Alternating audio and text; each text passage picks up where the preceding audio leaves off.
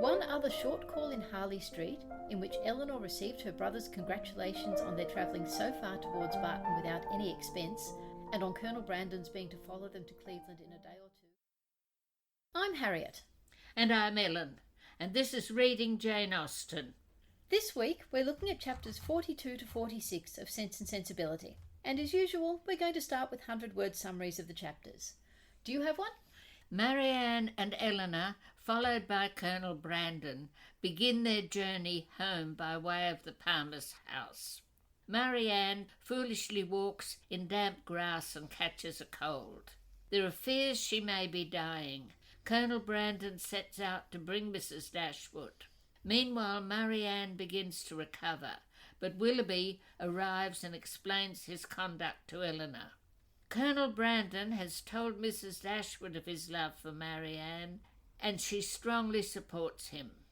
On return to Barton, Marianne acknowledges that her behaviour has been wrong and, comforted by learning of Willoughby's confession, plans a reformed life. You covered one element that I left out completely. What's that? So mine is Eleanor and Marianne go to Cleveland. Marianne catches a cold which develops into a serious illness. Mr. and Mrs. Palmer leave with the baby, but Mrs. Jennings and Colonel Brandon remain. Eleanor begins to fear Marianne might die, and Colonel Brandon goes to bring Mrs. Dashwood. Marianne passes the crisis, and just before Colonel Brandon and Mrs. Dashwood arrive, Willoughby turns up to tell his side of the story to Eleanor. When Marianne recovers, they return to Barton, and she plans to lead a more rational life in the future. Eleanor tells her what Willoughby has said. Right, well yours was a lot better than mine. Well, except I completely left out the bit about Colonel Brandon talking to Mrs. Dashwood. All right, yes. So what were your first thoughts about these chapters? Well, I do think the account of Marianne's illness is very badly done. It's a bit like that time where she's mourning for Willoughby. I mean, it's a very nice account if you want to know the progress of a putrid sore throat in 1813, the sort of symptoms and the sort of way it was treated, and if you want to know who was most sympathetic and who wasn't, fine. But if you want something that fits into the emotional story of Eleanor and Marianne, I mean, it's too confused. Yeah, it is very clinical. And yes. As you said, it's very precisely timetabled. I always remember it as being more dramatic than it actually is. And I actually suspect probably mostly when I reread this book, I skim this section because it's just really quite boring. Like I said, it's so precisely timetabled. I actually made a list of it this time, which I'd never done before, as to how many days it lasts. Oh, yes, which of course she knows. And it's sort of not serious for most of it. So you've got sort of, she's made these 2 twilight walks, and then on the 5th day after they arrive, she's got her bad cold, she gets up and sits by the fire. On the 6th day, she gets up, but then she goes back to bed, and that's when they send for the apothecary, and when he says infection and Mrs. Palmer and the baby leave. And then on day 7, she's no better. Yeah. And on day 8, she's no better. And on day 9, she's no better. But then on day 10, the apothecary says she's materially better, but by the evening she's getting worse. And by midnight, she's so bad that is when Colonel Brandon sets off. And Eleanor is sitting up all night, and she's also sent for the apothecary again. And at this stage, she becomes delirious. Yes. It was after she became delirious that Eleanor got in such a panic and sent for Mr. Harris, yes. And then the next morning at 5 a.m, Mr. Harris arrives, and then 3 to 4 hours later he comes again. And then by noon there's a slight improvement. By 12:30 there's more improvement. By 4 p.m, Mr. Harris arrives and says Marianne is out of danger. And then by 6 p.m, she's sleeping quietly. At 7 p.m, Eleanor can leave the room and join Mrs. Jennings for tea. And then you've got Willoughby arriving at 8 p.m. and Colonel Brandon and Mrs. Dashwood at about 10 p.m, I think. Yes. So really it's only about maybe 12 to 14 hours. You know, I say only, obviously that would be a terrible 12 to 14 hours for Eleanor, but only 12 to 14 hours where Eleanor and particularly the apothecary are really in serious concern for her life. Yes. I'm also interested in what are we supposed to think about this? Are we supposed to interpret it that Eleanor is being a bit irresponsible in not taking as much notice of Mrs. Jennings? But then she is taking notice of the apothecary. But on the other hand, is this whole thing, including Marianne walking around in the countryside, thrilled to be back in the country, is this just two irresponsible girls who are taking their health lightly? What my reading is that Marianne is taking her health lightly, and I'll talk a bit more about that separately, but I think the description of how Colonel Brandon has been listening to Mrs Jennings and getting worried about it, yes, I think you're meant to think that Mrs Jennings is the one who is being alarmist unnecessarily, and yes, the apothecary made a mistake and Marianne did get much worse than he thought. Yes. But I don't think that is meant to vindicate Mrs Jennings, because after all, Mrs Jennings has been saying all along she's going to die, and she doesn't die. Yes. But she does get suddenly much worse, because she had 3 days of being sick with a putrid tendency, but not delirious, not the apothecary saying you should send for her mother. Well, obviously not with this really high temperature. Yeah. And of course it's quite interesting. They're taking her pulse all the time, but there's no real mention of temperature, which are the two things you think they'd be looking for. It's just perhaps an interesting point about where medical knowledge was.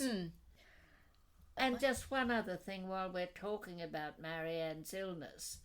I just was slightly surprised. There she is in that delirium, and she's worried her mother won't get back in time. She might die before she sees her mother. Not a mention of Willoughby, who's been so central to her for the last few months. I didn't think of that. I wonder if that's why, because she says her mother mustn't go through London. Yeah. And it would be crazy for her mother to go through London from Barton. But if she had sort of regressed and was thinking they were at Norland, it would be longer, but you could go through London rather than direct. I don't know why she'd think they were back at Norland. Oh, well, she could, yes. Yeah. She could be regressing to childhood, yes. 2 other things actually struck me with this that, particularly on this careful reread, and my memory may have been influenced by how the adaptations have treated this, is first of all the incredibly mundane and prosaic way Marianne gets sick. She's walked around the grounds, she's walked in wet grass, and she hasn't changed her shoes and her stockings. Yeah, she hasn't been caught out in the rain, there hasn't been a gale, there hasn't been terrible weather, it's just wet grass.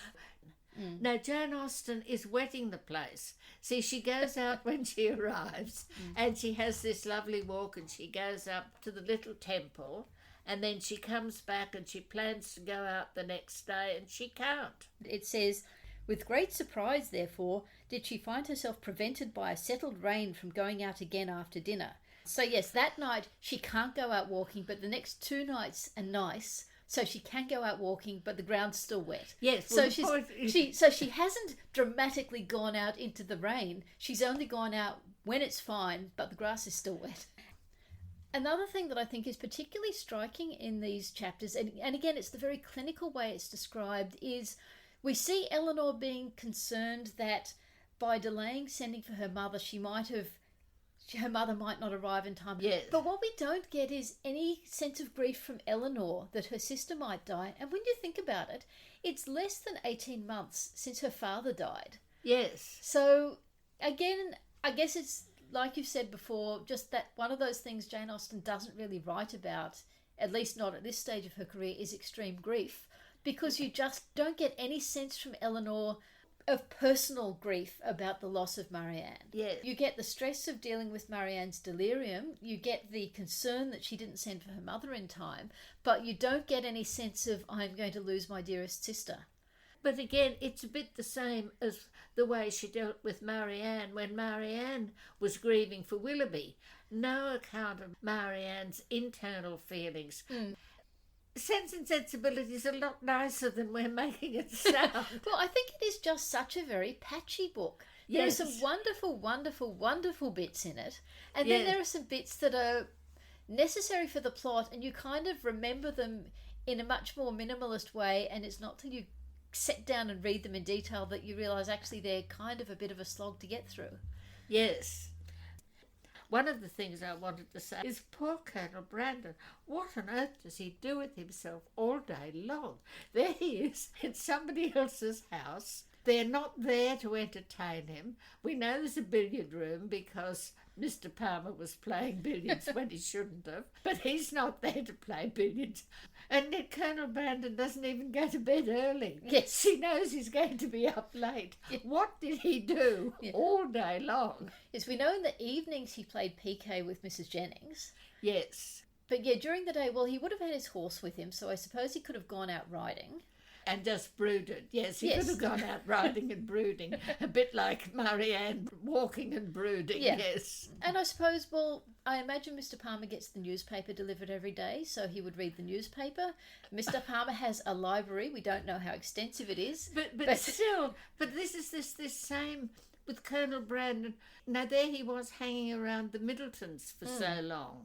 And here he is still stuck somewhere with nothing really to do and no company except Mrs. Jennings. Probably in those first few days, though, Eleanor probably isn't sitting with Marianne all day, every day. No. So he can talk to Eleanor, maybe they go for walks together. But even so, for people who are supposed to be busy and have other things in their lives, he doesn't do much. Yeah. We are going to be talking about Willoughby later, so I think maybe we should hold discussion about his arrival and his telling the story. Yep, exactly. Well, I've still got this one that I keep nagging on about the whole plot structure. Which plot has she chosen? And this is the one again where I think you don't see this as a problem, but it haunts me because I like looking at these archetypal plots going there. Yeah. And what we've got here is Marianne going through the end of what is likely to happen to the betrayed heroine. She's really sick. She might die. But you come to the end and pow, we turn straight round. We've suddenly come back to the cautionary tale. We've had two girls and we've been shown she's done wrong, and with chapter 46 we come into the sort of, I am so sorry, I've done the wrong thing. Well, as we've said, I see that cautionary tale not as a separate plot, but as an umbrella plot. Again, as I think you may have said before, we do see Marianne's extreme youth and enthusiasms. So suddenly she's all about, I'm going to be rational, I'm going to read 6 hours a day, I'm going to devote my life to the family. But it's lovely, that latter bit. And yes, to John, to Fanny, yes, even to them, little as they deserve, I had given less than their due. Yes. She's really abasing herself there. But it is just so repentance. And what you also get is that little bit where she says, my illness had been entirely brought on by myself, by such negligence of my own health, which I suppose it was. Well, the walking out in the wet and then not changing her shoes and stockings, I think that is something that if there'd been no Willoughby anywhere in the picture and they'd been at Cleveland, Marianne would have done that anyway. Yeah, but she's sort of so strong about it. The interesting thing is, I wonder at my recovery, wonder that the very eagerness of my desire to live, to have time for atonement to my God and to you all, did not kill me at once. And you've got again one of those very, very slight Jane Austen references to religion. Yeah. Now that reserve thing, but that religion is there under it all. So you're saying even though she doesn't talk about religion very often, it's little bits like this that do tell us that it's just something underlying that she doesn't need to talk about because it's a given, it's there. Yes, but that because of their kind of reserve, they don't mention it. Oh, no, and one other tiny little bit that comes in, where Eleanor is suddenly surprised. Her mother says, I am so happy, she's better. And then Eleanor is a bit hurt that her mother hasn't recognised that she could be suffering. Yes.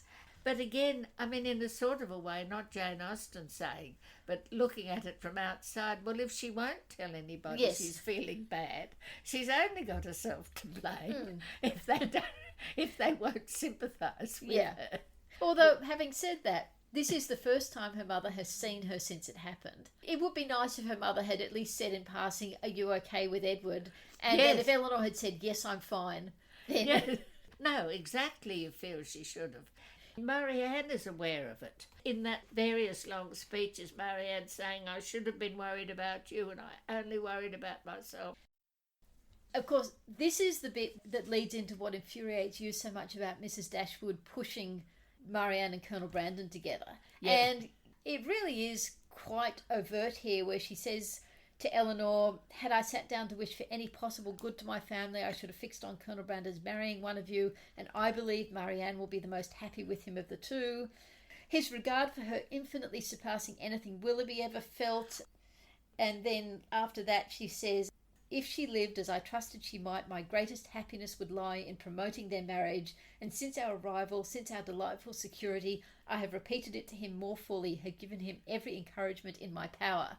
She really, really is telling Colonel Brandon to go for it, and then... Well, I told you that piece, the first time I reread it this time through, I was really quite shocked. Mrs Dashwood is going to push Marianne into that marriage if she can. Yeah. So what was your favourite sentence from the chapters? Well, the favourite sentence I've picked has got 117 words in it. But it also has a semicolon. Yep. And so I'm leaving out what was before the semicolon. And Okay. it has a dash, and a lot goes on after that dash. So I'll read the middle bit and then probably what comes after the dash. Yep. Right. They've just arrived in Cleveland.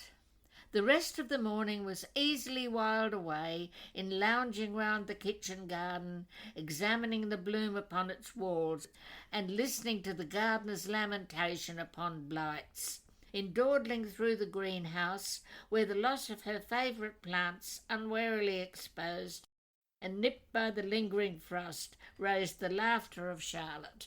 And then we come to this dash, where it says, and in visiting her poultry yard, where in the disappointed hopes of her dairymaid, by hens forsaking their nests, or being stolen by a fox, or in the rapid decrease of a promising young brood, she found fresh sources of merriment. That's the end of the sentence, yes. Yes, it does give you such a picture of Charlotte. Yes, but it's also Jane Austen being a bit sharper here than she is in a lot of places, not exactly going back to the juvenilia. But at the same time, and in around the same place, she's also talking about Charlotte. Eleanor thinks that nothing was wanting on Mrs. Palmer's side that constant and friendly good humour could do to make them feel themselves welcome. Eleanor could have forgiven everything but her laugh.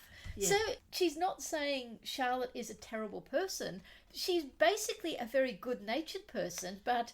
It's this sort of making slight grotesques of people. Yes. And in this one, she makes grotesques of people she quite likes. Yeah. I mean, by Pride and Prejudice, the grotesques are people that you've got no sympathy for, like Lady Catherine and Mr. Collins. Again, and I think we've talked about this before, is the fact that they start out as grotesques, and the grotesque does remain all the way through, but you get this turnaround in... Certainly Mrs. Jennings from London through to here, but then Mr. Palmer, these are the chapters where you suddenly get the turnaround in Mr. Palmer. The thing I found interesting with this is the extent that she's come back and she's niggling about the Palmers, because she makes that remark about Mr. Palmer playing billiards when he should be getting on with his work. Yeah. What I think it's doing is she's presenting them as grotesques. She's showing their essential good nature, that they are in many ways worthy people, but also Eleanor is feeling herself comfortably superior to them. So she could forgive Charlotte anything except her laugh. And then with Mr. Palmer, she finds she likes him much more here at home than she had elsewhere, much better than she had expected. But her heart was not sorry that she could like him no more. But the other thing is, the Palmers are really... They invite these two girls to stay at their house, and within 3 days, they're having to leave the house and go and stay with Mr. Palmer's relative on the other side of Bath because of their baby. And there's no... And yet, there's no question in their minds that they are not going to turn the girls out. The only reason Mr. Palmer is willing to leave is because he knows Mrs. Jennings and Colonel Brandon are there. So we do get this picture that, yes, he has faults, but at the same time, he has virtues as well. Could you imagine John and Fanny behaving like that? No. Not even. They would have put them in a carriage and said, well, go home, go home. Yeah. Okay. And what about yours? Well, my favourite sentence is Mrs. Dashwood is a line by Mrs Dashwood, but there's also a follow-up authorial phrase that I want to include. It's cheating slightly. Yeah. It's when Mrs Dashwood has been talking about how wonderful Colonel Brandon is, and then she says about Willoughby, there was always a something, if you remember, in Willoughby's eyes at times, which I did not like. Which you laugh at, but what I think really makes me laugh at that line is the follow-up authorial line, Eleanor could not remember it. Yes. It is so dry and so completely true that... But also gives you a sort of insight into Eleanor is now taking more and more superior line to her mother. She's taking a step back and finding her slightly comic. I think she always did, but I think in this instance it does go on to say, but her mother, without waiting for her assent. So Eleanor isn't actually going to argue with her mother about it. No. She's falling more and more into she accepts some of the things her mother says. Yes.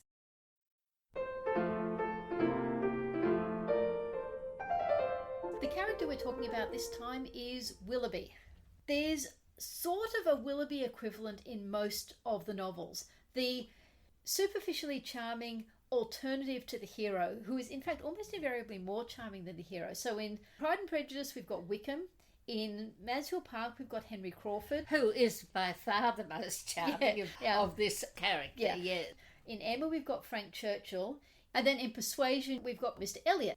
Not really an example in Northanger Abbey, because the equivalent role is probably played by John Thorpe, who is anything but so charming. Awful. Yes. But I just thought it's worth looking at them as a group because they fill the same role and they have superficial similarities, but they're so different. Oh, they're completely different people and different characters and different reasons why we disapprove of them, different flaws. Yeah, and yet the one thing they all have in common is charm. Yes. To a greater or lesser extent, they're all charming, they're all good company.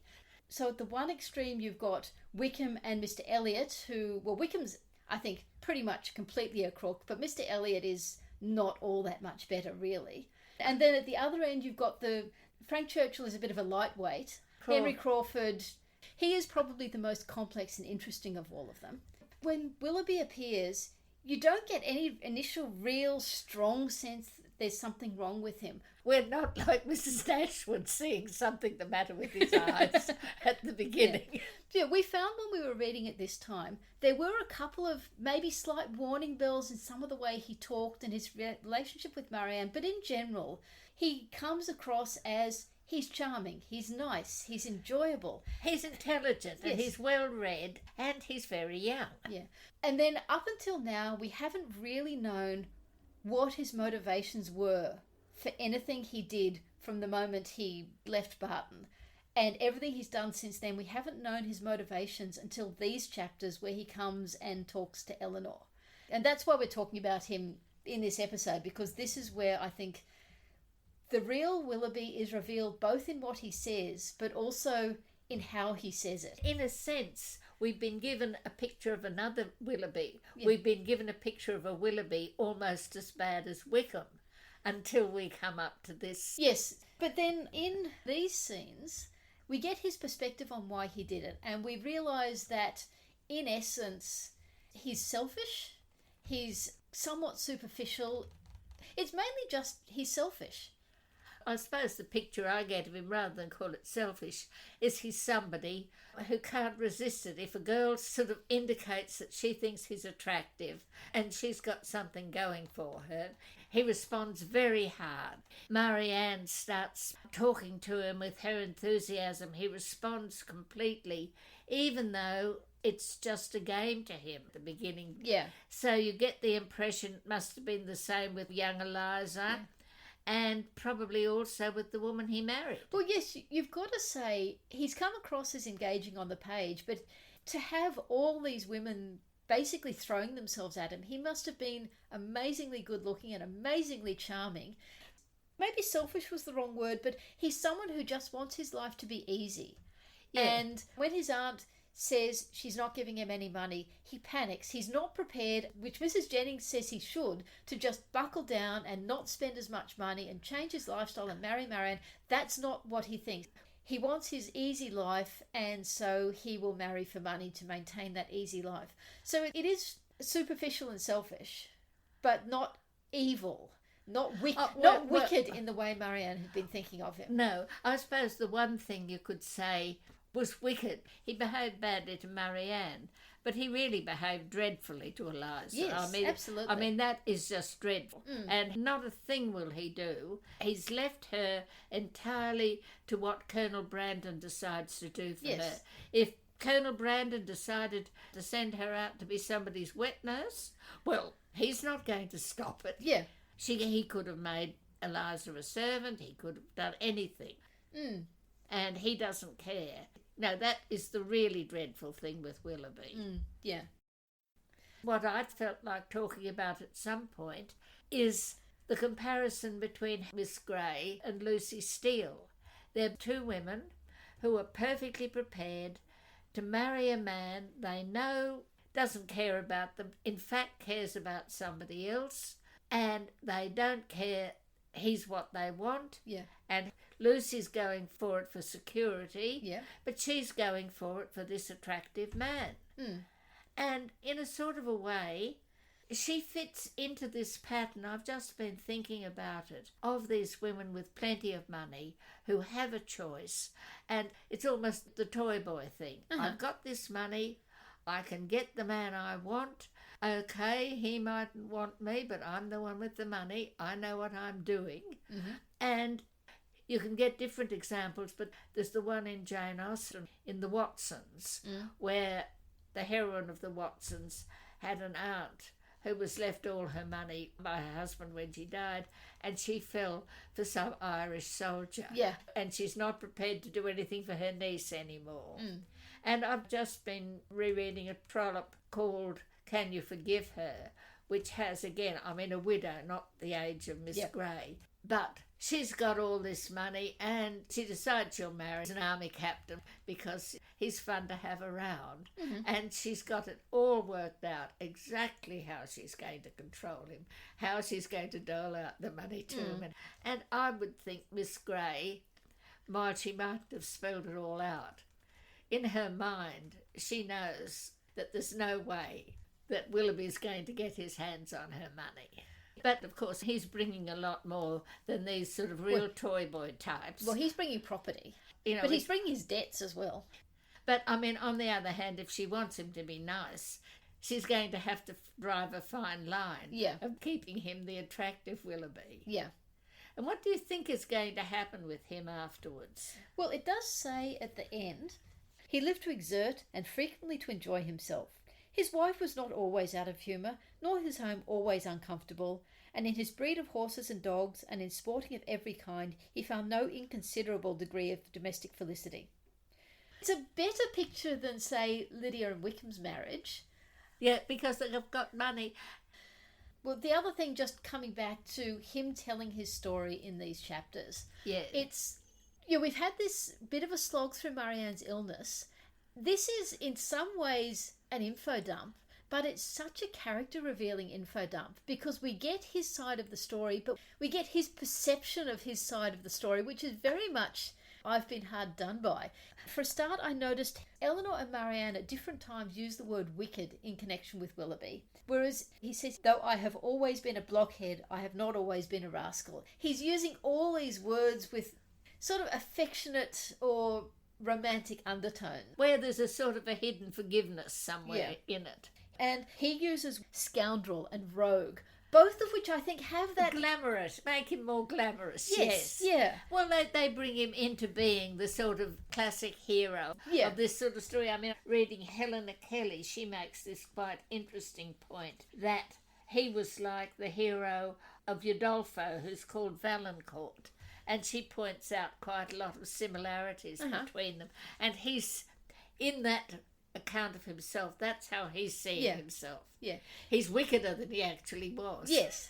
But also, the whole thing is, yes, I did the wrong thing, but these were the circumstances. And I may have done the wrong thing, but I was hard done by as well. Oh, well, just because I was a villain doesn't make her a saint. And also, he's saying, I've forgotten I didn't leave Eliza my direction, and with common sense she could have found it. Well, she's a 16-year-old girl. Yeah.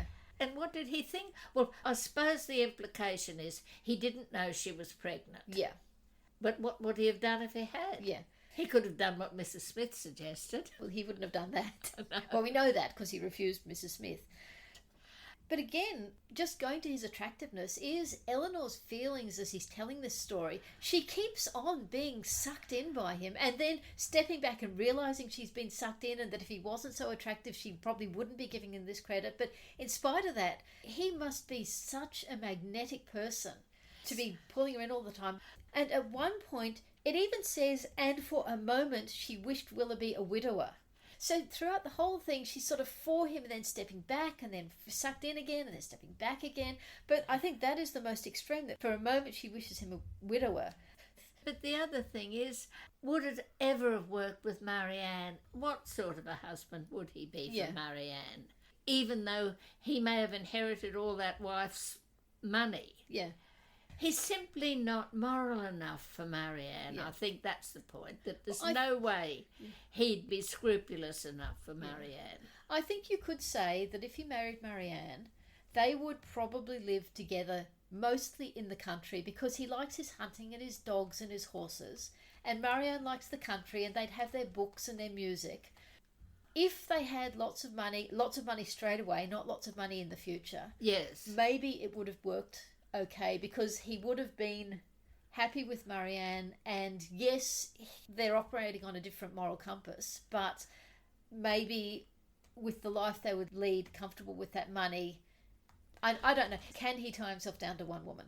Yeah, but would Marianne have found him as satisfying when she was 25, 26, 27 as she did when she was 18? True.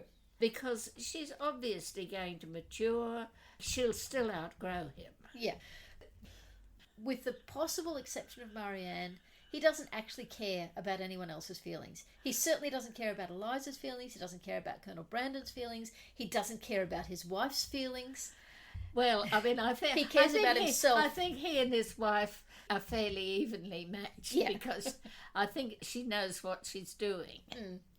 Coming back to what I said at the beginning, this collection of attractive but not the hero young men, and where he sits in the spectrum. Second bottom. Yeah, well, except that just with the way so many women have fallen for him, he could well be meant to be, in some ways, the most attractive, with the possible exception of Henry Crawford. Henry Crawford comes across the page as more attractive because we have a more skilled Jane Austen writing him. Yeah. But possibly that is what she was trying for with Willoughby, someone who just is magnetic when you talk to him. But she was much more subtle with Henry Crawford, because he's small and he's not terribly good looking. Yes, true.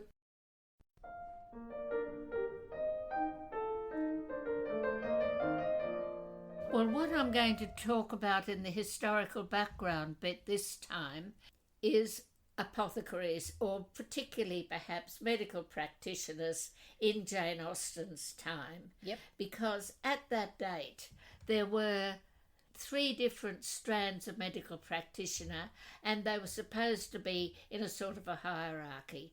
First of all, there were the physicians, who were people who presumably had some sort of university degree. Whether they'd been through training, I don't know. Nobody seems to be very good at explaining what they actually did. And there weren't all that many of them. But they had their professional association, a Royal College of Physicians. They had a royal charter to practice. And if you belonged to them, you were claiming to have some pretty good expertise. And theoretically, if you claimed to be a physician and didn't belong, perhaps you could be prosecuted. Mm-hmm. And the physicians basically looked at people and decided what was wrong with them and told lesser practitioners what to do about it. And then below them were the surgeons, and the surgeons had started off as part of a sort of city guild, which was the Company of Barbers.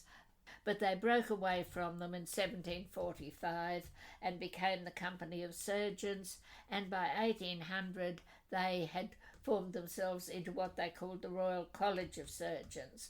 And the point with surgeons was that they were very hands-on. They did all the operations. They cut off arms and legs. They did all the vile sort of without anaesthetic operations that were available then. What about things like bloodletting? That was the surgeons. Okay.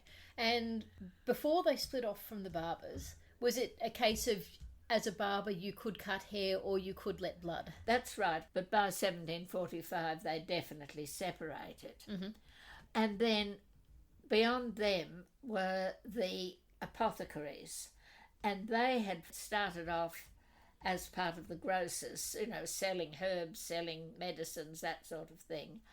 But they formed themselves into the Worshipful Society of Apothecaries as far back as 1615, and they were definitely concerned only with medicines, and theoretically they were only supposed to dispense for the physicians.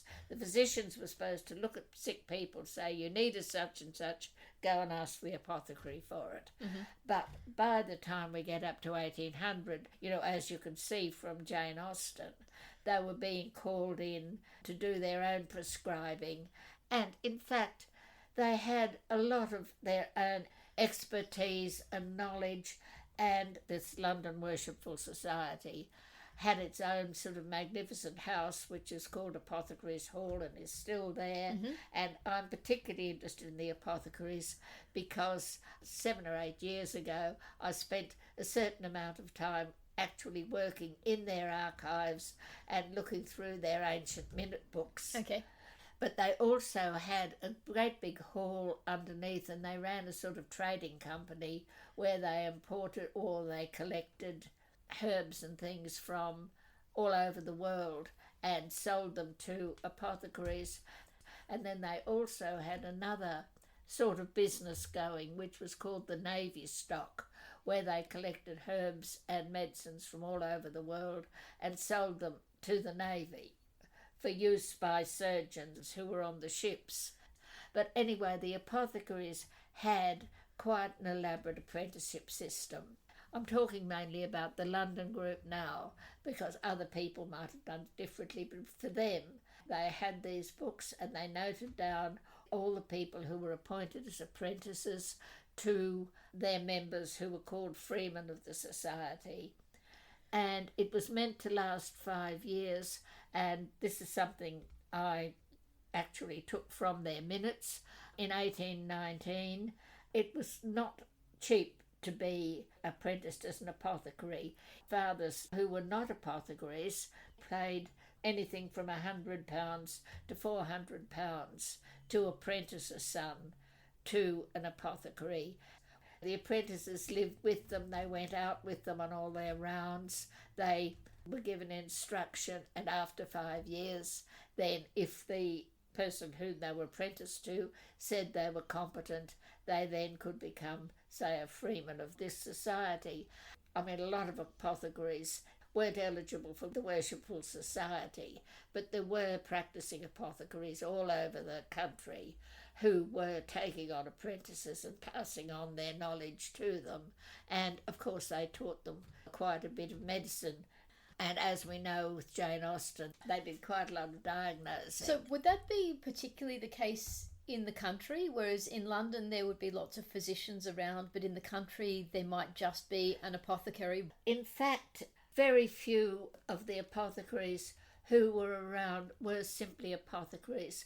By the mid to late 18th century, a lot of them were calling themselves surgeon apothecaries, which would mean they'd been apprenticed to someone who had had training as a surgeon and as an apothecary. So a surgeon apothecary would basically both give a medicine and do bloodletting? Well, any sort of surgery, and set bones and bind up wounds and deal with amputations.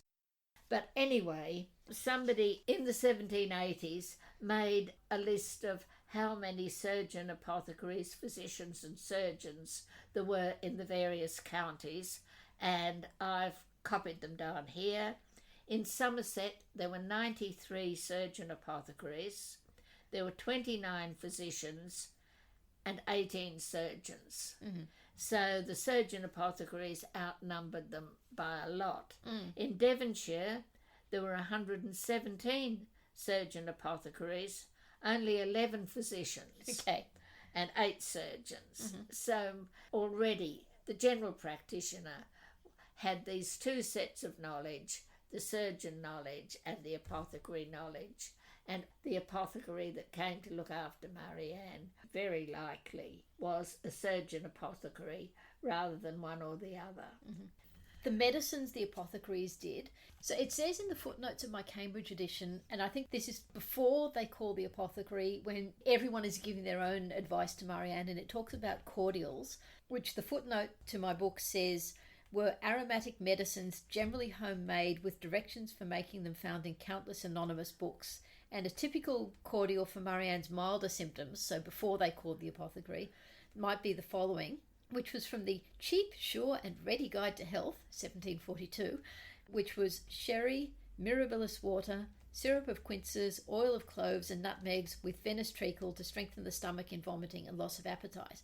So the apothecaries presumably had something a bit more efficacious than that. And was it based on research or was it just based on... I presume it was based on more like trial and error, but you'd get people taking clinical notes. Yeah. It would have been based on whole series of apothecaries taking clinical notes, writing up their results.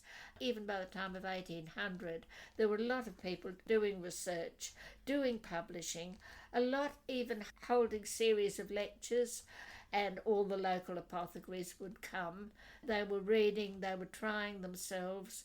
There was a lot of medical knowledge being pooled at this stage, even though it wasn't formalised yet into proper syllabuses. Okay. And I think you said that the apothecaries had access to a wider range of herbs? The apothecaries had, underneath their hall, they ran these 2 trading companies. And they also had something called the Chelsea Physic Garden, where they grew a whole lot of very specialised herbs that would have come from all over the country. And again, they would have had access to that or known how to buy them. And then in their own laboratories, they would be making them, using their mortar and pestles and that sort of thing, and deciding on the proportions and grinding them up. And some of them they would dissolve in water, and others they would dissolve in various forms of alcohol.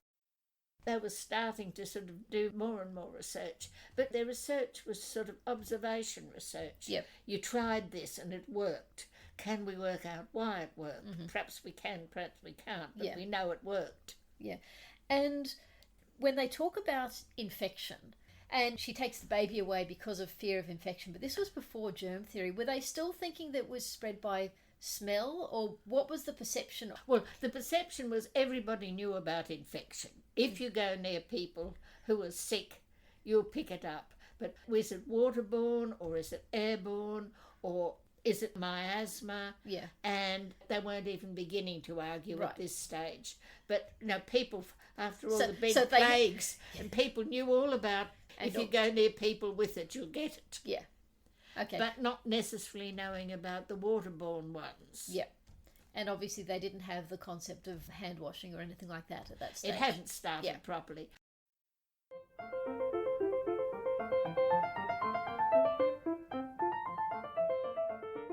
There are a couple of areas I'd like to focus on with the adaptations and modernisations this week. The first is the circumstances leading to Marianne's illness, and then I'd also like to talk a bit about Willoughby's visit, and then finally look at how they all build up the relationship with Colonel Brandon during Marianne's recovery, which of course is something that just doesn't occur in the book at all. No, the only relationship you get there is the relationship between Mrs Dashwood and Colonel Brandon. So I was talking earlier about how Marianne getting sick in the book is really very prosaic and mundane. And that is typically not entirely how it's treated in the various adaptations. In the 1971 miniseries with Joanna David and Kieran Madden, and also in the 1981 miniseries with Irene Richard and Tracy Childs, the same thing happens. You see Marianne looking unwell or coughing a bit in the carriage going to Cleveland, and then after they arrive at Cleveland, before she's even gone up to her room, she faints.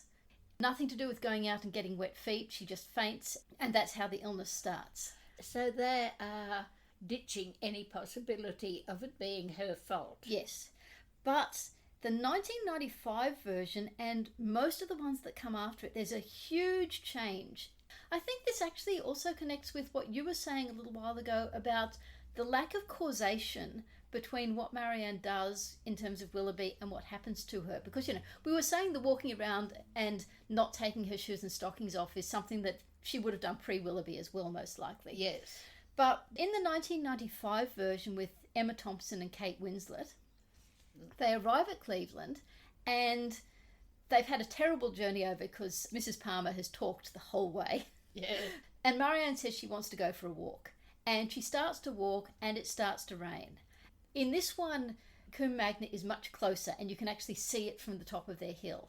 And almost hypnotically, she starts to walk in that direction and the rain is really teeming down.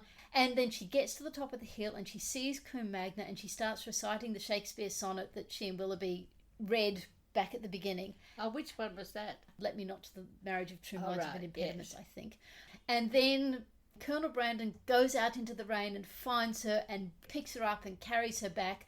So it's incredibly dramatic, and you have this parallel with the earlier scene where Willoughby picked her up and brought her back. In a storm, Yeah, yes. in a storm. So what I find interesting is since then, Adaptations and Modernisations have done a very similar thing, and I don't know whether it's because of the amount of influence this 1995 version has, because I think it does in some cases have a substantial amount of influence on later versions.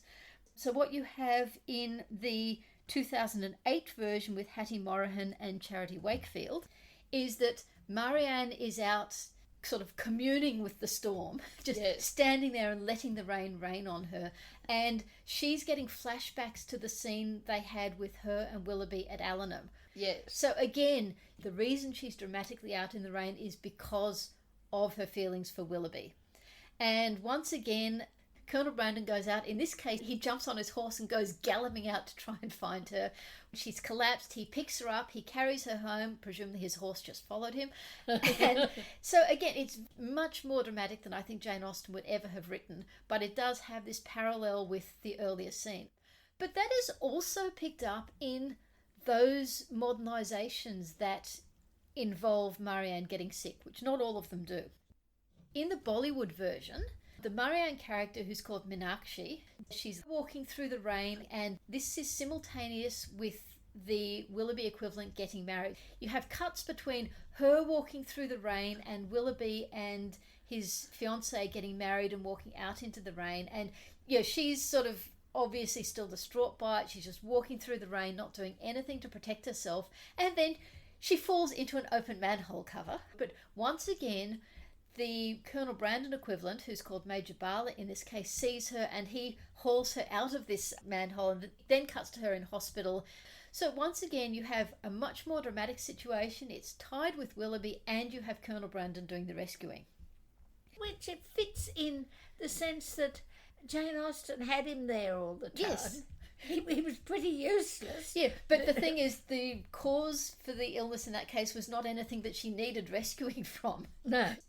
And then another one is From Prada to Nada. In this instance, they've been at a party and that's where she suddenly discovered that the Willoughby equivalent is married. And she goes out and she gets in her car and she's not thinking and she's in a car accident and she's taken to hospital. So there's no Brandon connection at that point, but there is still the causal relationship with Willoughby. And the last example is in the web series Eleanor and Marianne Take Barton. Marianne is still not quite herself after being dumped by Will, and she's gone out for a walk and it started to rain, and when Brandon drops in and discovers she's out in the rain, he phones her, it goes straight to voicemail. He goes out to find her and again he walks back into the room carrying her all wet. And I just think not necessarily all, but that much similarity. I think in at least some cases that 1995 version had some long-ranging influence. Now, I was saying earlier that in the book, you don't get much of Eleanor's emotional response to Marianne's illness.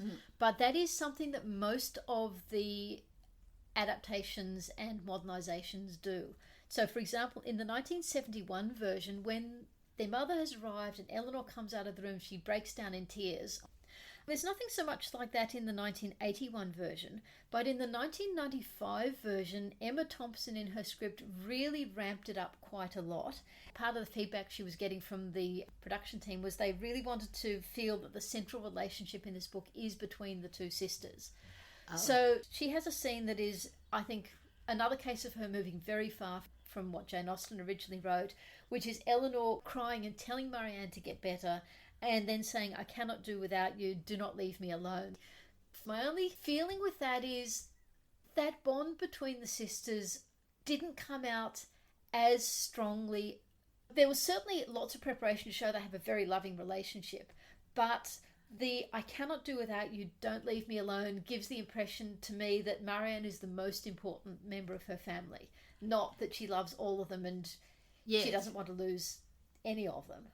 So I just felt that didn't quite sit right. But just it strikes me that the book isn't set up for them being all in all to one another. No, it's not.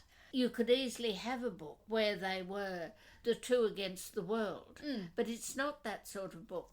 They've got their mother and Margaret. Well, I think that is something that some of the adaptations and many of the modernisations go beyond the book, and maybe not quite the two of them against the world, though it is in some cases, but certainly do present it as being about the relationship between the two sisters. So, whereas, in fact, in the book, it's just the comparison of the two sisters. Yeah. So they are more important than any other pair of sisters in Jane Austen, but the relationship is not about the relationship between them. It is about their relationships with others, which is never to question the fact that they have a very close relationship. Yes. Now, in terms of Willoughby's visit, it's fascinating. In 1971, the illness only appears to last for about a day, so how did Willoughby even know to arrive in time? In 1981, where the illness has lasted several days, they made the, I think, somewhat odd decision that Willoughby hasn't come because he's learned that Marianne is sick. He's just come because he has to tell her. That's the one where the Willoughby is quite young and very charming, possibly the most charming of them, very engaging, and he is quite passionate and upset when he's talking to Eleanor in that one. In 1995, and of course a movie, not a miniseries, so much less time, but they made the decision to completely cut Willoughby's visit altogether. So most of Willoughby's backstory has actually come out earlier. Colonel Brandon was the one who said Willoughby did love Marianne and he was planning to propose. Yes. So no visit from Willoughby at all. And in the 2008 version, Willoughby comes, and it's because he heard Marianne was sick. The scene is quite abbreviated, and whereas I felt that the 1981 Willoughby was upset and passionate, the 2008 Willoughby came across more as angry and self-justifying. Yes. And the other thing with that one is that Marianne actually got out of bed and heard Willoughby talking to Eleanor, so Eleanor didn't need to tell her later. I guess that was about compressing the story. So that's that aspect of it. But the last thing I wanted to talk about was Colonel Brandon during Marianne's recovery. Because I think every single person who has worked on any sort of adaptation, and indeed some of the modernisations as well, has been concerned about the fact that Colonel Brandon and Marianne getting together, you're not given anything in the book, it just happens later. I'm actually going to just concentrate on the adaptations, not so much the modernisations, because they all take slightly different but also very similar approaches to it. And in many cases it's about books. So what you have is, in the 1971 version, after Marianne has recovered, but before they've gone home to Barton, Mrs Dashwood brings Colonel Brandon in to see Marianne, and it starts out the scene as them very awkward, and then it cuts to the end with the others coming in and they're having this passionate discussion about books. And Colonel Brandon is recommending poetry to Marianne, such as Donne and Marvell and Spenser, which I wasn't sure if they're really what young ladies in the 19... No, they were what everyone was being told to read in the 50s. Yeah. In the 1950s. Okay, well, this was 1971. So what you've got is this picture of her warming to Colonel Brandon over books. Then in the 1981 version, we again have a scene where before they've gone back to Barton, while Marianne is still in bed in this case, she's not even up sitting in a chair in her room, and he starts out by being a bit dismissive of Gothic fiction, which Marianne in this version has been reading, which I think she would have already dismissive. Outgrown. Yeah, she would have semi-outgrown it already. Yes. But then he talks to her of the majestic Milton and the demigod Shakespeare, which I thought was a bit... Marianne would have been familiar with them. But then there's quite this nice bit where he says if she would let him, he'd like to select a book for her to read. And on the drive home, she says that he will guide her reading. And I think that is... It fits in with her I will read for 6 hours a day thing. Yes. But she is being very submissive. She's taking him as a mentor, yes, whereas he ought to be just a friend of the family. Yeah. To think that she hasn't read Shakespeare and yes, Milton exactly. is ridiculous. Yeah. Now, in 1995, you don't have any scene at Cleveland of him recommending books to her, but what you do have is when they're back at Barton, she's out in the garden sitting in a chair and he is reading aloud to her. And I had to look up to find out what it was he was reading aloud because I didn't recognise it. It's Spenser from the Fairy Queen. So again, what you have here is them connecting over books, and it felt sharing rather than teaching, rather than educating. That is a parallel to, in this one back at the start, she and Willoughby were reading Shakespeare together. Yes. So, and the last one, the 2008 version, takes it a little bit further because you may remember, I think when we were talking earlier, Michael said maybe Marianne just grows up and realises that Colonel Brandon is the romantic hero she's been looking for. And that is the line they're taking in this 2008 version. Oh, right. Because... yeah, he's the soldier with a sad past. Yes, and that. Yes. So when they're in the carriage going back to Barton, she's watching the Colonel through the carriage window and she says that he is an exceptional man, what sadness he has known. He is the true romantic, I think. It's not what we say or feel that makes us what we are, it is what we do. Oh, that's rather sweet. And that is rather nice. And then she says that Colonel Brandon has said she can come to Delaford to use his library. And I thought, well, that's an awfully long way away. But anyway. But the next scene you have is of him taking her into the library, which also has a pianoforte in it. And it's a little bit like in the Disney movie of Beauty and the Beast, where she sees the Beast's magnificent library. But then while she's in the library, we cut to him outside with a hawk. And they're giving him both the library and the pianoforte to fit her interests, but also showing him hawking and her watching him do this. And you have shots of the hawk flying and coming back to his wrist to also show him as the romantic hero. So, like I said, they all feel that it's very important to show a relationship developing, and to a greater or lesser extent, they all have books as part of it. And as I was watching these one after another, I was suddenly thinking there are parallels here with Persuasion, both with Anne Elliot recommending more books to Benwick to sort of widen his appreciation, which is what some of the Colonel Brandons are doing to Marianne, but also the Captain Benwick and Louisa Musgrove falling in love over poetry. Of course, it's different because Marianne is already into poetry, but there is that parallel that that's what they connect over. Yes. Which I thought, I found it effective, except in the ones where I felt it was a little bit too teacher-student. Yeah.